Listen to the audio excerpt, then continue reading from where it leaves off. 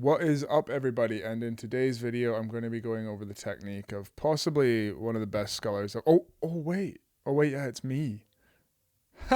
I'm just kidding.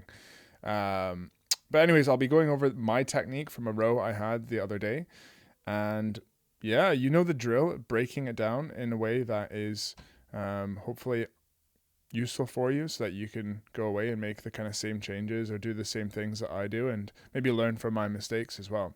So, for those that are new here, my name's Jack Burns. I'm the founder of Edge Rowing. I'm a former GB rower. We work with busy professionals over the age of 40, getting them rowing to the best versions of themselves. We're very limited in the amount of people that we can work with, so we spend a lot of time trying to make useful videos like these. So, to the start of the session, I think one thing I've noticed, so I hadn't rowed in, ever since I retired, I was kind of like, which was a few years ago now, I've been rowing maybe like once every 3 months, maybe at most once every month. And I'll be honest, it's felt pretty good every time I went back into the boat. Funny story though, at the same time, anytime I've done that, anytime I did that when I was rowing coming back from an off season, I'd always think it felt good, and then I'd go in talk to my coach after Colin, and he'd always be like, "That was shit," and I was like, "Oh, okay." But he actually saw me and he said it did look good. So, anyways, total irrelevant stuff here. But one thing I really think that has helped me come back into the boat and row. Row decently would be hip mobility, and the way that I have maintained that is basically just through RDLs in the gym. So making sure that I do good hip hinges in the gym with good a focus on good quality range of motion, building strength through that range of motion, and I've not done it with the intention to be able to like get back in a boat, but I think a lot of the time what people notice when they step away from the boat, they're very rigid and they're very stiff coming back in. And this hip mobility, it's if you can't get rocked over, it stops your catch from feeling as good. It stops you from being able to get your weight onto the foot plate as well. It stops your having a good separation from your leg drive through to your back opening. So something maybe worth doing if you're taking a bit of a break from rowing, or you get injured or something like that, to make sure if possible, you keep some element of hip mobility in. But I just wanted to preface that. I felt a lot better as well because I think I'm just fitter than the last times I've been out in the single. Just been doing a lot more running. I'm on a project right now, which is Project Be the Fittest I've been since retiring. So that I think helped, unsurprisingly. But my focuses when I was out in the boat were very simply the same focuses I had when I was rowing competitively, and just before I kind of left the GB team. But that was basically take the blade out square, which I wasn't doing that well here, which is kind of one thing I will get to, is take the blade out square and then feather it. And you can see I think I do it a little bit better with the right blade rather than the left blade. I'm a little bit sloppy. It's maybe not the best shot because I'm like steering. Oh shit. Hold on, the brushes. You can change the brush. You can change the brush settings. Oh, that's weird. When I move the brush bar thing here, the circles go to the other screen. Isn't that interesting? Anyways, when I change there's kind of two options I have for the pen. I can either do it where it like disappears like that, or you can have it where it stays on like that. Wow, isn't that interesting? So, my first focus was taking the blade out clean. Pop the toast, spread the butter. And you can see here, I'm not doing it that well. And it was only when I looked back at the footage that I was like, oh, damn, I need to not do that, because it's probably some of the easiest speed you'll ever get. If you look at my chest or my hands here, come through square, hold the blade square, hold them square, hold them square, hold them square. And then right at the very end, push your hands down and then feather the blade, it's a really good way to get the boat set, get good free speed. But here you can see just a little bit lazy. God damn it, Jack. Maybe not coming through quite centered as well. Right blade's popping out a little bit earlier, left's a little bit more sunk. And just there, I just need to be quicker. I think the big thing is I think I'm doing the right thing. I just need to be quicker to pop the hands down, pop them down. Chop, like that. Like you're just like a little, you think about how small little 9-year-old kids can play the piano and fill a full concert hall. It's not because they're jacked. It's because they are doing it quick and with speed, but they don't do it like, bah! It's more about the kind of speed. So same thing at the finish. If we've got any pianists out there, this analogy may be perfect for you, but just a little bit quicker to pop the blades down. Another thing is, as you get faster, this becomes more of a problem. You need to have more tap down, a quicker tap down at the finish, because obviously you're coming through with a little bit more speed. So yeah, from there, my focus was keep the hands flowing. And this is something I noticed if I was a little bit too paused at the finish, that I would get a little bit stuck. So I just really like to keep the hands moving off of the finish. Let's go watch this bit. Keep the hands moving off of the finish there. I just like the way that the momentum flows a little bit better. It helps me get set early. Something I find that really helps my technique is if I can just get set early. If I can be kind of roundabout here, and again, I wasn't doing this perfectly, but if I can be in this position and have my blades squared, and then I can just float forward, it makes the catch so much easier. And the catch is the most important part. So to that point, how you prepare for the catch is very important as well. So for me, I really like it. We're not too bullish on this. I don't believe that you should pause. When we're coaching, we don't believe that people should pause. I think it causes too many problems, especially for masters who don't have hours and hours to go in the water and perfect this technique. We just think it's a little bit simpler if you just keep the hands moving in and out and getting your weight rocked over relatively quickly there. And doing so with good, nice, low hands as well. So another example of where people can go wrong in this is you can see, especially this shot, the oar angle is a little bit more kind of like that. Hands are coming across high. One thing I like to think about is if you're sculling, when you come through this center point, that your hands are in the middle of the oar. So it shouldn't be, up like that.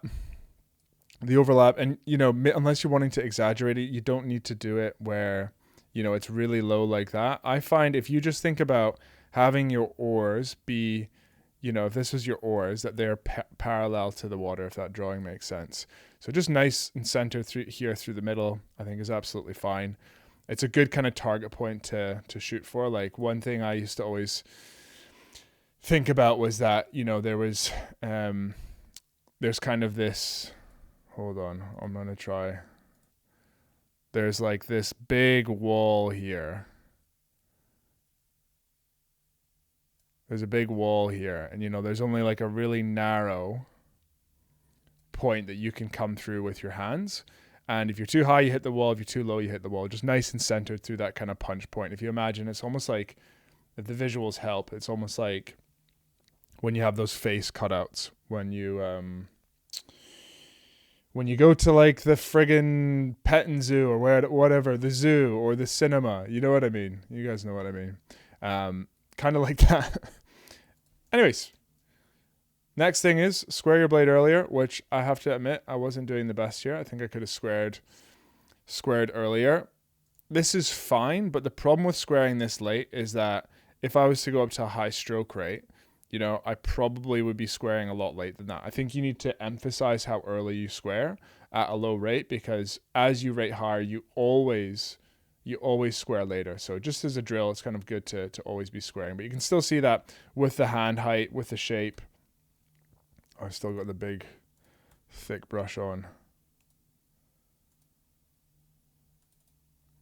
With the height here, I can now square my blade and just start lifting directly towards the water without any delay. I don't have to go up and then down. I've already got the height up here so that I can then flow straight and then bang, drop the blade in. Have you guys seen that video of the surfer where he's like, dropped in, smacked the lip, whoop-ah! If I can be arsed editing it, which I probably won't be, I'll maybe try and put it in. Anyways, another thing I like as well about my technique, it kind of feels weird. Well, it doesn't, yeah. I mean, I've got an ego. It doesn't feel weird to me, but it feels weird talking about it.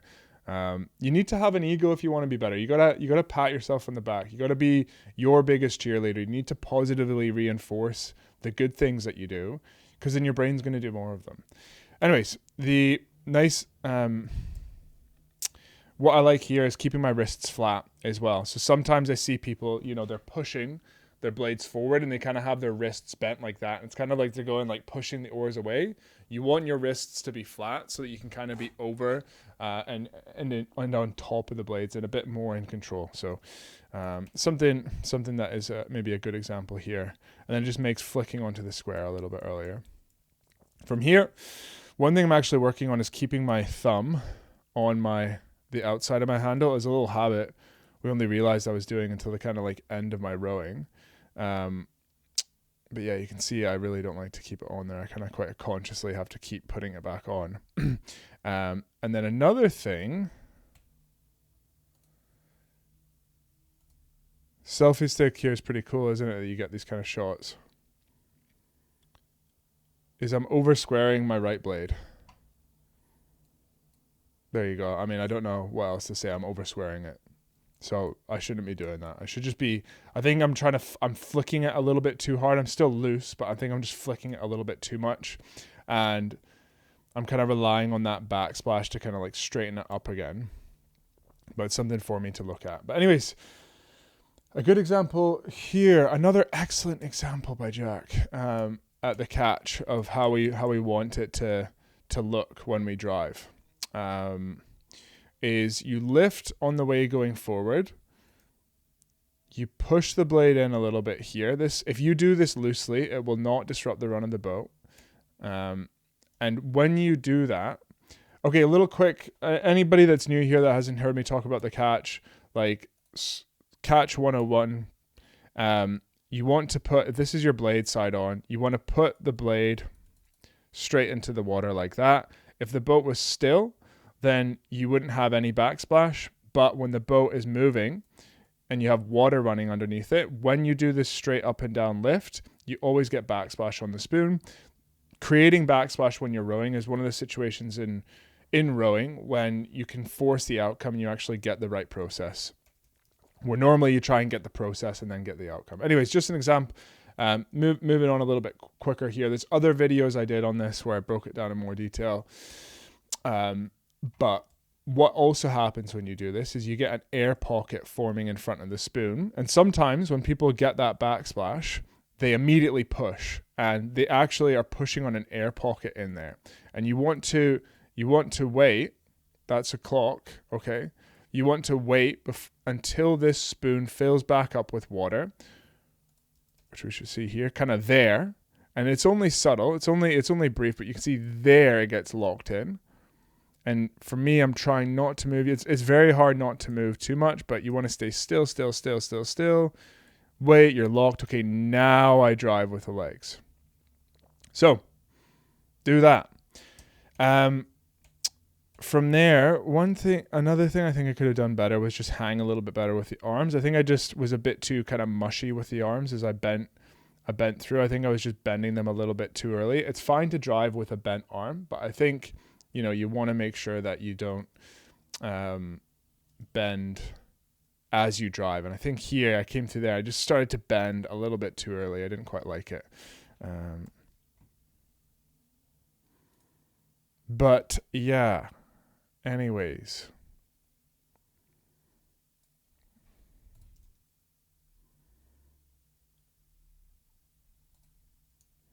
Let's see here.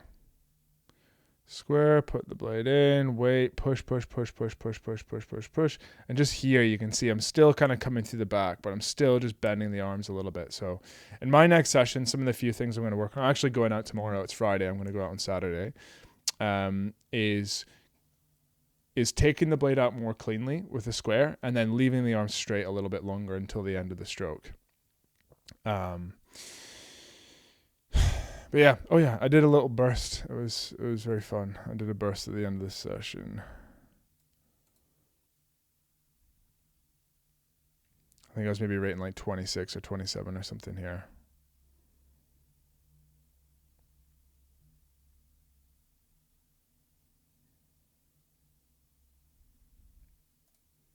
Just wondering what you can see from here. I think I did lose some of the shape, so I wasn't tapping down as much. Could carry my hands a little higher, which is why the burst didn't feel as good as the paddling did. So could carry my hands higher for sure. And then I think definitely square earlier. It's a good example there of how, if you're not exaggerating it at the low rate, you're definitely not going to do it at the high rate. And then, yeah, as well, I mean, even the finish, just all the problems I had at the low rates are just exaggerated a little bit. But you can see there, you can see that at this point, my spoon should probably be out of the water. You can see the water is like, let's go this way, and the spoon's still kind of sitting there. You need to get that out. I just hang around a little bit too much. You can see there, that kind of wash gets stuck on the back of the spoon. It just gets a bit sticky and stops things from flowing as nicely. So just take it out square and turn it feathered. Do that quickly. Carry your hands low, square early, lift on the way going forward, stay loose. But I think the catch was still pretty decent. Right idea lifting on the way going forward. But I think the shape, the tapping down with the hands, the squaring could have been better. But anyways, just a quick silly one. I figured why not? If you guys have any questions, let me know. If you want to see more videos like this, subscribe to the channel. But yeah, apart from that, I hope you all have a great day, a great next row. And yeah, bye everybody.